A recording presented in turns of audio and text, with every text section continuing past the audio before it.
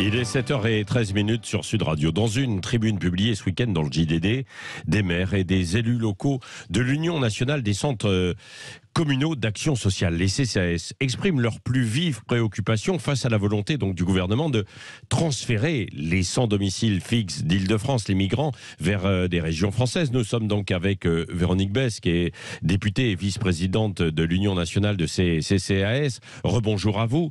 Quelles sont vos inquiétudes alors sur cette opération déménagement des migrants et des sans-abri ?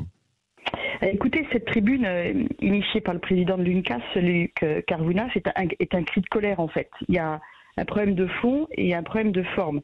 Sur la forme, tout le monde a bien compris l'idée du gouvernement, puisque la ficelle est vraiment très grosse. À quelques mois des Jeux Olympiques, on veut montrer au monde entier Paris et ses alentours sous ses plus beaux atours, montrer aux touristes qu'il n'y a pas de pauvreté en France, que la France est rayonnante, qu'elle est belle, qu'elle n'a aucune fragilité.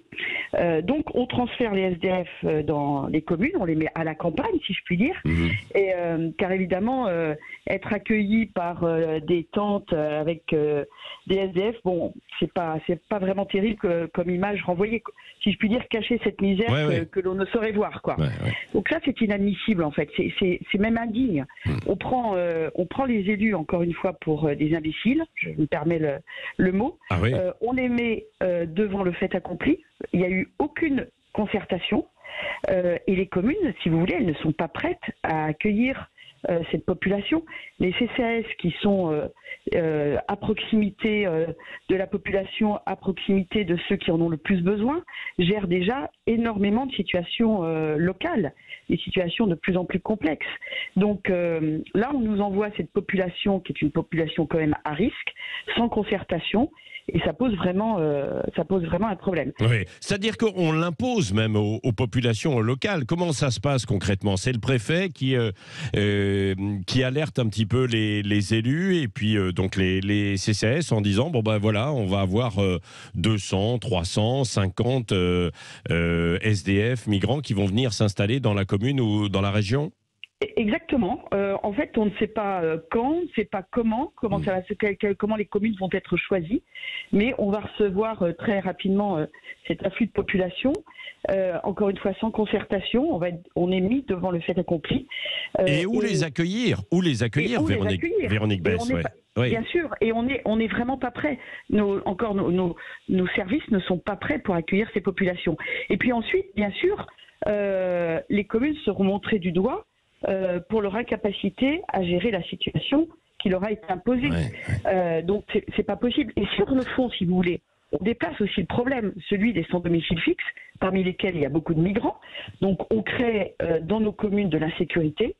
Et nos communes, elles ne sont pas organisées pour accueillir ce type de population. Je rappelle aussi que l'hébergement d'urgence relève de la responsabilité de l'État, que cet accueil est sous-dimensionné faute de moyens en France, et qu'on va devoir faire face à des situations dramatiques.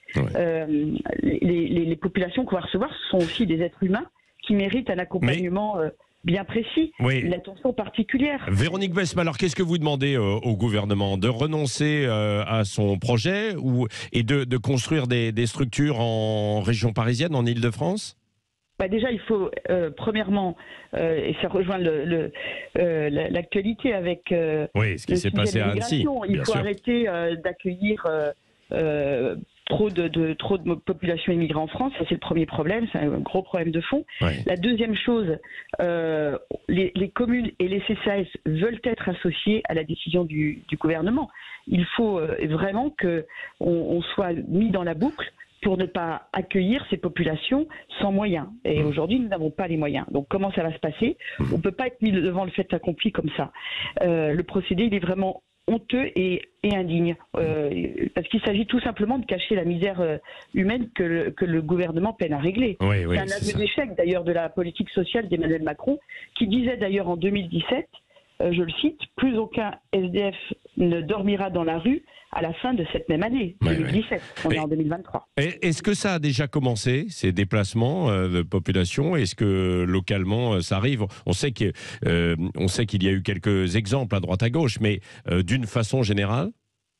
Non, pas encore. Mais on a tellement peu d'informations qu'on se prépare un peu à être, encore une fois, mis devant le fait accompli très rapidement. Mais il faut vraiment que nous soyons associés. Et si on peut éviter ce transfert de population, ce serait la meilleure des choses. Oui. Merci beaucoup, Véronique Besse. On va suivre ce dossier, évidemment, très important, vice-présidente de l'Union nationale des CCAS et députée de la Vendée.